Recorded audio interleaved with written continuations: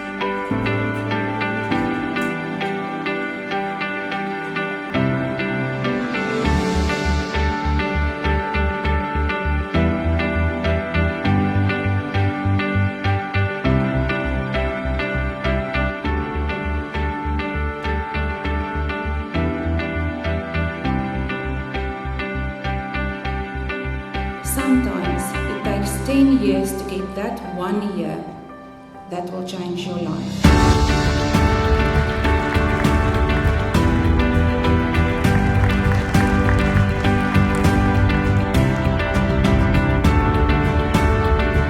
Die Here sê, punt nommer 1, kinders is 'n geskenk.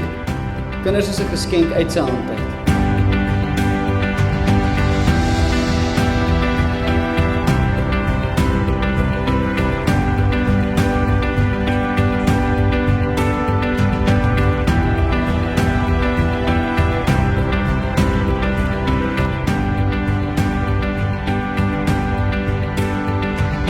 Baie dankie dat julle ons ook die kans gegee het om voetspore te kan trap in julle harte en julle kinders se harte.